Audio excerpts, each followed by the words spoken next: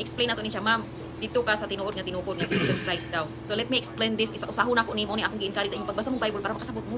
Ayaw pagsalig sa inyong mga nadungog ra. Kay di na maayo. Ang sige panguan ra bagura ni ang kuan. Ay sorry to mention this but mostly Catholic ang magsigi og pangangkon nga sila lagi ang tinuod nga gitukod. Nani siya makita sa Mateo 16:18. Ingon siya ningon dira si Jesus Christ kang Pedro. Peter, in this rock I will build my church. And even the gate of Hades, bisan pa daw ang ganghaan sa Hades or impierno cannot against.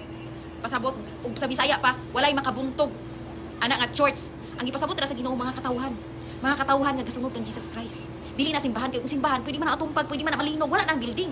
Ang ipasabot ni Jesus Christ sa mga katawhan. Naabay gimension dira nga relihiyon, di ba wala? Ningon siya I will build my church. Ang church nga ipasabot mga katawhan. Mga katawhan nga nisunod kang Jesus Christ. Mga katawhan nga gasunod sa kabubuton sa Ginoo. Katong mga tawo nga na espiritu sa Dios. No? Naay Holy Spirit. Atong basahon na apay gibutang in the second stanza niya and even the gates of Hades. Ug sa Bisaya pa walay makabuntog. Siyempre kung ang espiritu sa Dios naa sa imuha, kaya nimo pagkaratilon ang yawa. Satan, in the mighty name of Jesus, pahawa. You have power. Tungod kay ang anak pa ka sa Ginoo. So maliwat ka sa Ginoo. Ang gahom sa Ginoo ihatag sa imuha. Ang glory sa Ginoo naa sa imuha. Anointed ka. So naa kay kakayahan nga mo-rebuke ni Satanas mo na gipasabot ra that even the gate of Hades cannot against or cannot prevail. Walay si bisan kinsa nga makapabuntog kanimo. Why? Katawhan ang gipasabot ra dili simbahan. Simbahan daghan magyawa sa sulod simbahan. Daghan mang maninintal sa sulod sa simbahan mao ganin ang uban nga dili naganhang mo simba. Sa 12 disciple ni Jesus Christ, di ba, nay usa nga kuan, nay usa si Judas, ang ni Judas. So ingon ana sad sa group, ang gipasabot dira. Imong kasing-kasing mga katawhan sa Dios to do the will of God.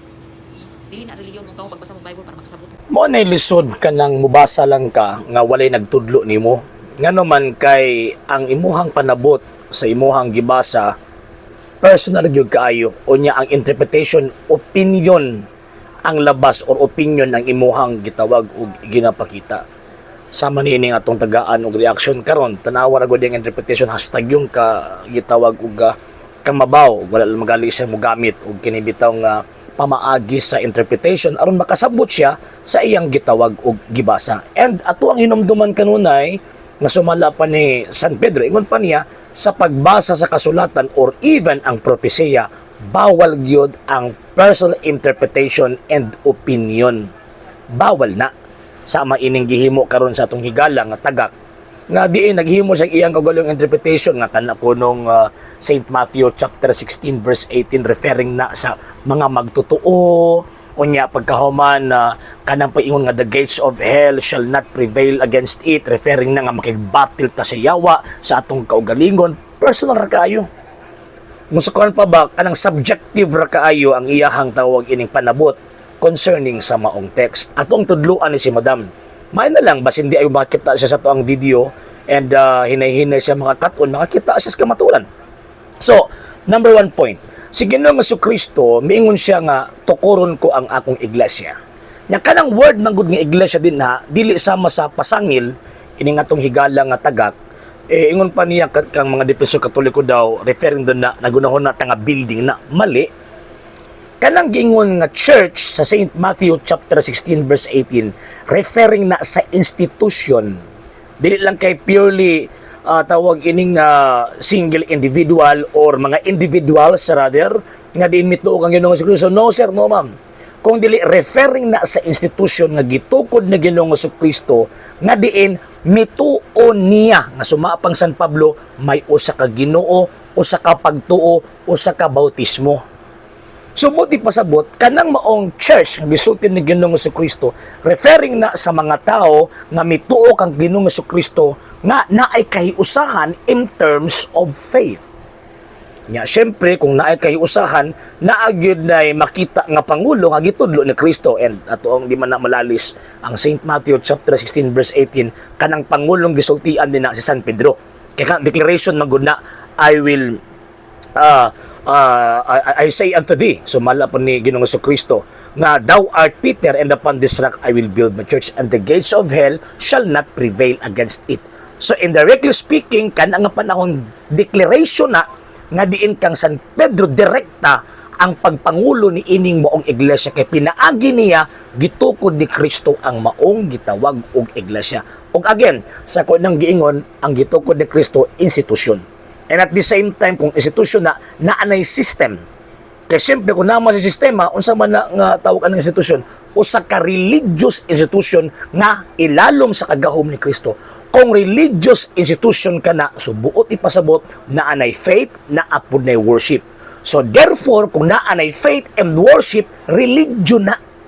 Kanang giingon niya nga, church sa St. Matthew chapter 16, verse 18. So but ning giingon ni Madam nga, dili na relihiyon.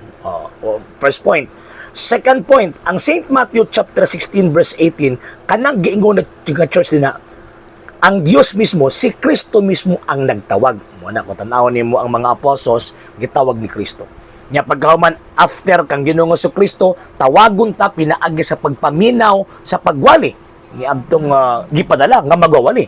So dili pwede nga magbasa-basa lang tag-ato, dapat na ay mutudlo. Romans chapter 10 verse 14 to 15. Og kanang mutudlo gipadala na gikan sa mga apostol pa mismo. Ang question, gibuhat ba na ni Madam? Wala, nagbasa-basa na sa ihaw nagtudlo. O pabasahon patag Biblia niya pagkauman, way magtudlo unsa may malauman nga tamang interpretasyon kung ngunaan nga klase nga tawag ining interpretation sa nakasulat sa balaang kasulatan. Number 3, pag ingon nga institusyon, subuti pasabot, kana nga institusyon, buhi na from the 1st century AD, from the foundation until now. Yang question, unsa man nga institusyon nga buhi from the time of Christ until now, dili man na sila. Dili man ang pundok ining atong amiga, dili. Kung dili, ang pundok agitukod ni Kristo ang Iglesia Katolika Apostolika Romana. Mo nang kanunay nato gibalik-balik nga dapat magpasakop ta ni ining mga iglesia, dapat atong panalipdan ni mga iglesia kay si Kristo ato ang gipanalipdan ug ato ang gituuhan kung naa ta ining maong iglesia. So di ba? O kanang giingon niya nga, even the gates of hell, pag hagwa daw kuno sa yawa na to, kinadot sa to, Holy Spirit. Dili man na mao, dili man na individual. Kanang giingon gates of hell na, referring na sa number 1, apostasy, number 2, persecution, number 3, kamatayon sa mga apostol. Ug nahitabo man na. Muna, bisan pag namatay ang mga apostol, buhi na mong simbahana. Bisan pag grabe ang persecution, for the first 300 years yung kinabuhi, buhi gyapon ng mong simbahan na. Bisan pagdaghan mitalikod, niini mo iglesia, buhi gyapon ning maong gitawag og iglesia. Dili na magagwaon siya, dili na mao. Dili na mao. Muna ang Iglesia Katolika Apostolika Romana nakapasar ni anang giingon ni Kristo, even the gates of hell shall not prevail against it. Ngano man kaya kining maong simbahan na buhi from the time of the foundation until now. So, muna magbasa tagbala nga sulatan, di ta patakagsabot, kay maulawan ta. And at the same time, daghan ta mga kalag, kung naimutuon mo nga mga inosente, manubag ka pa sa mga kalag-an ng mga nituon mo. Nga naman, kay, siyempre, nag-history ko tawag inong murag correct, kaya pagkaman, di mo ay mong interpretation. Muna magbantay ta karon kay dili ta na nagbitbit og Biblia, dili ta na nagbasa og Biblia, tinuod na. Kung dili, makit-an og bahibaw-an na to nga tinuod na, kanang moong iyang gisulti kung kining moong bayana naa sa Iglesia gitukod ni Kristo. Kaya ang Iglesia gitukod ni Kristo, number 1, si Kristo naghatag kinabuhi. Number 2, si Kristo ang ulo. Number 3, si Kristo manluluwas. Number 4, naay Espiritu Santo. Mo nang niingon San Pablo, 1 Timothy chapter 3 verse 15. Ingon pa ni San Pablo, kay ang Iglesia ang haligi og patukuranan sa tanang kamatuoran, dili ang individual. Mo na kung magbasa ka Biblia, madam, dapat pangitag teacher. O kana nga teacher dapat isiguro nimo gipadala na. Og para masiguro nimo gipadala na tan-awa yang history kay para makita nato or makita nimo nga kanang iyang gipanudlo tinuod gyud kung matrace nato ang kasaysayan sa nagtudlo nimo kung gikan ba na ang Ginoong Kristo. Okay? Sa hindi pa po nakapag-follow sa mga pages po natin, i-follow nyo po yung mga pages po natin, RJ Horolanciano II, TV Apolia Punto Argumento page, Kuya Apologist TV page, and RJ's Vlog 2022. And pwede rin po kayo mag-send po dyan ng Facebook stars. And also, sa ating po mga channels, sa hindi po nakapag-subscribe, subscribe po ninyo yung mga channels natin, Dalay Catholic, Apologist International Official, RJ Sano II TV, Kuya Apologist TV, and Barrio Kawayan Religious Forum. And pwede rin po kayo mag-send po dyan ng super sticker, super chats, and super thanks. And maraming salamat po sa mga kapatid ko mga Katoliko na ulis pong tumutulong sa programa po natin. Maraming salamat po. Nang dahil po sa tulong at suporta po ninyo, ang programa pong ito, until now, andito pa rin po sa social media.